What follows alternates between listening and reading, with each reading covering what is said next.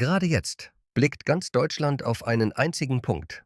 Auf das graue und kalte Wasser der Ostsee. Die Menschen nennen ihn Timmy, ein Buckelwal. Eigentlich sollte er in den Tiefen des Ozeans sein, doch irgendwie hat er seinen Weg in die Ostsee gefunden. Und momentan beten Millionen von Menschen für sein Überleben. Deutschland gibt ein Vermögen aus, um diesen Riesen zu retten. Boote, Hubschrauber, Profiteams und rund um die Uhr Livestreams. Eine unglaubliche Mobilmachung, oder? Aber genau hier beginnt die eigentliche Absurdität. Nur 2 Straßen weiter, in den Supermärkten, verkaufen wir die Leibspeise dieses Wals in Blechdosen für 1,50. Tatsächlich ist der Grund, warum er hier in Deutschland ist, genau dieser Fisch in den Konserven. Er ist ihnen gefolgt und hat dabei leider die Orientierung verloren. Oder wer weiß, was sonst passiert ist. Die Sache geht viel tiefer. Hinter den Kulissen gibt es schockierende Fakten, gestützt durch Labordaten. Ich habe hier die aktuellsten Laborberichte aus dem Jahr 2026. Diese Daten stammen aus den Berichten unabhängiger Organisationen wie Stiftung Warentest und Ökotest für die Jahre 2025 und 2026. Wir haben die 6 größten Fischmarken Europas unter die Lupe genommen und die Ergebnisse sind eine reine Quecksilberanalyse. Die Schwermetallwerte, die wir in den Analysen der teuren Marken gefunden haben und wie deutlich eine günstige Marke für 1,50 ihre riesigen Konkurrenten in den Berichten abhängt, ist absolut offensichtlich. Ich werde das alles einzeln erklären. Wenn ihr diese Konserven immer noch für eine gesunde Proteinquelle haltet, werdet ihr nach diesem Video beim nächsten Griff ins Supermarktregal zweimal nachdenken. Wenn ihr bereit seid. Wir tauchen ab von Timmys trauriger Geschichte hin zu der Wahrheit hinter den Supermarktregalen. Wir legen los. Die Labordaten für 2026 liegen auf dem Tisch. Gehen wir gemeinsam auf eine Reise. Von der Marke mit den meisten Fragezeichen bis hin zum Champion mit den saubersten Ergebnissen. Ganz oben auf der Liste stehen einige bekannte Namen, die dem Labor vor allem bei den Quecksilber- und Schwermetalltests ins Netz gegangen sind. Zum Beispiel einige Budgetserien, die die günstigsten Plätze im Supermarktregal schmücken. Ich nenne keine Namen, aber ihr wisst schon, die Dosen, nach denen wir greifen, weil sie am billigsten sind. Laboranalysen haben gezeigt, dass diese Produkte bei den Quecksilberwerten leider oft direkt an der gesetzlichen Grenze kratzen. Das bedeutet bei jedem Bissen, diese Werte liegen in einem Bereich, der für Experten in Bezug auf die tägliche Aufnahmemenge, den ADI-Wert, bedenklich ist.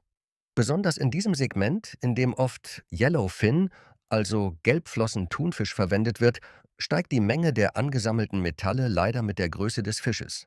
Gehen wir einen Schritt weiter. Vor uns stehen Giganten wie John West. Diese Marke ist eigentlich für große Versprechen in Sachen Nachhaltigkeit bekannt. Doch jüngste Berichte zeigen, dass es vor allem bei der MSC-Zertifizierung, also dem Siegel für nachhaltige Fischerei, technische Schwierigkeiten gab. In den kalten Gewässern, die Timmys Lebensraum sind, ist es leicht, den Schutz des Ökosystems zu versprechen.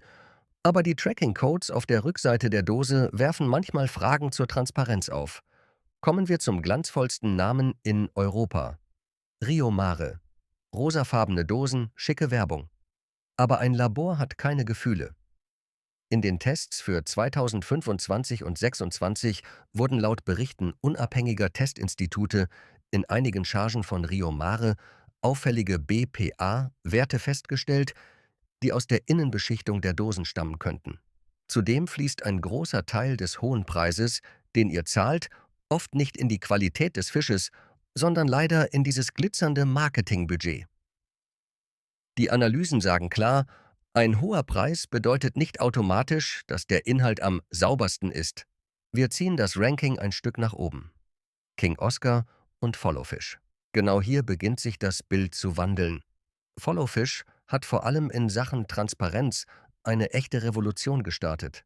Wenn man den QR-Code auf der Dose scannt, kann man sogar den Namen des Schiffes sehen, das diesen Fisch gefangen hat. Die Laborergebnisse bestätigen diese Transparenz.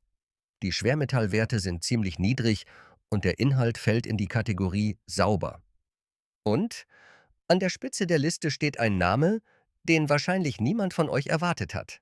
Der Ökotest-Sieger 2026. Die Eigenmarke von Lidl, Nixe. Ja, richtig gehört. Diese bescheidene Dose für 1,50 hat bei den Tests auf Quecksilber, Cadmium und BPA die volle Punktzahl erreicht und die teuersten Giganten Europas hinter sich gelassen. Während die Laborberichte für Nixe die Note sehr gut vergeben, senden sie uns eigentlich eine klare Botschaft. Wahre Qualität versteckt sich manchmal im unscheinbarsten Regal. Wir haben die Qualität gefunden. Aber die Geschichte endet nicht damit, die Dose einfach in den Einkaufswagen zu werfen. Die eigentliche Story beginnt in dem Moment, in dem man den Deckel öffnet. Die meisten von uns stehen im Supermarkt vor der Wahl: Sonnenblumenöl, Olivenöl oder doch lieber im eigenen Saft. Falls ihr bisher dachtet, dass die Variante in Öl nahrhafter ist, dann könnte euch die technische Realität des Labors ein wenig wehtun. Schaut mal, die Chemie dahinter ist eigentlich ganz simpel, aber gleichzeitig gnadenlos. Diese wunderbaren Fettsäuren, die wir Omega-3 nennen, sind hydrophob. Das heißt, Fett löst Fett. Wenn ihr eine Konserve in Sonnenblumenöl kauft und dieses Öl dann im Waschbecken abgießt, dann werft ihr den wertvollsten Schatz im Inneren des Fisches, nämlich 70% des Omega-3, direkt in den Müll.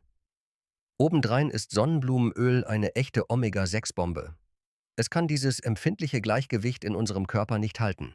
Das heißt, während ihr denkt, dass ihr etwas Gesundes esst, wird in wissenschaftlichen Kreisen oft betont, dass dies unbemerkt die Entzündungswerte im Körper negativ beeinflussen kann.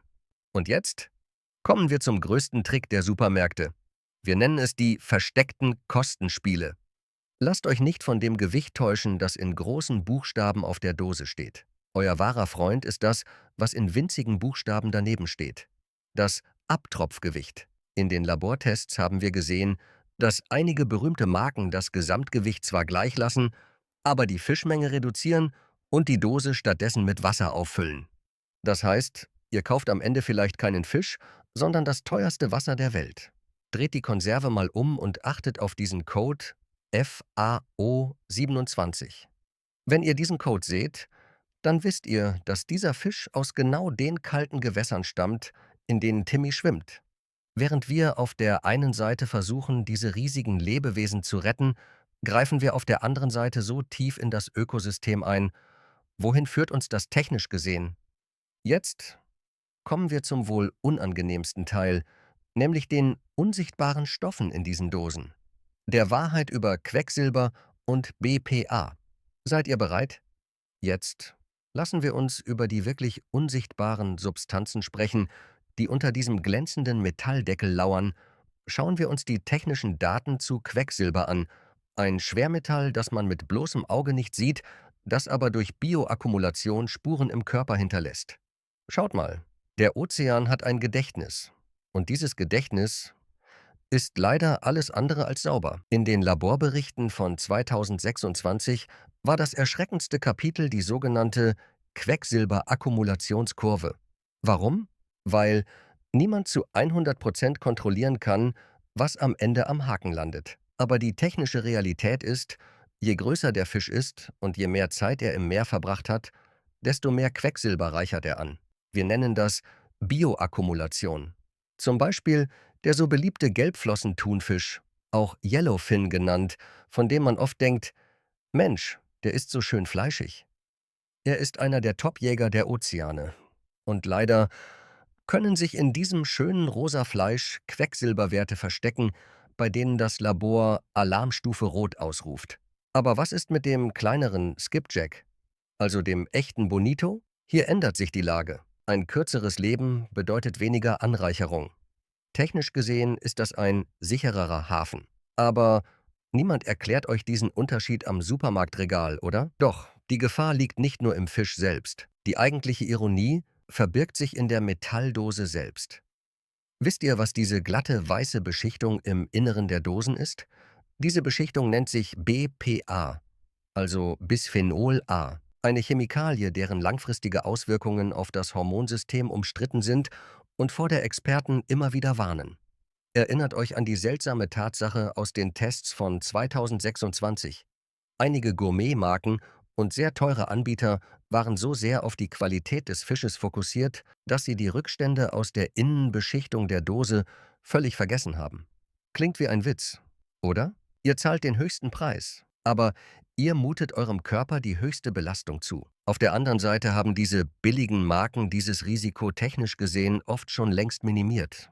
Tatsächlich gibt es eine riesige Verbindung zwischen Timmys hartem Überlebenskampf im Ozean und der chemischen Belastung, die wir über diese Metalldosen aufnehmen, womit auch immer wir die Ozeane verschmutzen. Am Ende landet es in dieser Konservendose als Abendessen wieder auf unserem Tisch. Wenn wir nun all diese Daten nebeneinander legen, was solltet ihr tun, wenn ihr vor dem Supermarktregal steht? Welchen Code solltet ihr lesen? Welchen Fisch solltet ihr wählen? Und wie entkommt ihr diesen sauber aussehenden Fallen? Wir kommen zum Finale des Videos und zu meiner Checkliste für den sicheren Einkauf, die ich für euch vorbereitet habe. Also, während all das, was ich gerade erzählt habe, noch auf dem Tisch liegt, was werdet ihr morgen im Supermarkt tun? Was sollte euch durch den Kopf gehen, wenn ihr vor diesem riesigen Regal steht und eure Hand nach diesen glänzenden Dosen greift? Lasst uns noch einmal einen Blick auf die sichere und intelligente Einkaufsliste werfen, die ich für euch zusammengestellt habe. Erstens, unsere erste Regel ist simpel. Achtet auf den Namen des Fisches.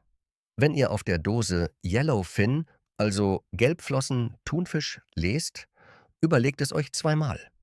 Ja, das Fleisch mag fester sein, aber das Quecksilberrisiko ist eben auch höher. Wenn euch eure Gesundheit und das Ökosystem am Herzen liegen, greift zu den Dosen, auf denen Skipjack bzw. echter Bonito steht. Er ist nicht nur sauberer, er vermehrt sich in der Natur auch viel schneller. Zweitens, tappt nicht in die Ölfalle. Wenn ihr Sport treibt und auf der Suche nach reinem Protein seid, nehmt die Variante im eigenen Saft. Werft euer Omega-3 nicht weg. Und falls ihr sagt, ich suche aber den Geschmack, dann meidet Sonnenblumenöl und greift lieber zu Olivenöl.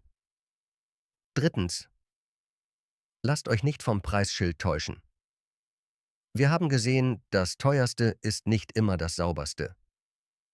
Die bescheidene Marke Nixe von Lidl hat die Giganten Europas im Labor in die Knie gezwungen. In der Welt von 2026 solltet ihr nicht mehr dem Markennamen vertrauen, sondern dem sehr gut Siegel der unabhängigen Labore. Und wenn es euer Budget zulässt, verzichtet komplett auf die Metalldose. Glasbehälter. Sie senken das BPA-Risiko auf Null. Und sie zeigen euch die wahre Qualität des Fisches in aller Deutlichkeit. Wir sind eine Spezies, die Hubschrauber startet und Millionen von Euro ausgibt, um einen einzigen Wal zu retten. Voller Mitgefühl und Wehmut. Aber gleichzeitig können wir so unachtsam sein, dass wir nicht einmal wissen, was in unserem eigenen Abendessen steckt. Ich habe euch heute nicht nur von einer Fischkonserve erzählt, ich habe euch erzählt, wie diese kleine Entscheidung auf eurem Teller den Herzschlag eines riesigen Lebewesens am anderen Ende des Ozeans beeinflussen kann. Vergesst nicht, den Kanal zu abonnieren und vorbeizuschauen. Passt auf euch und eure Gesundheit auf.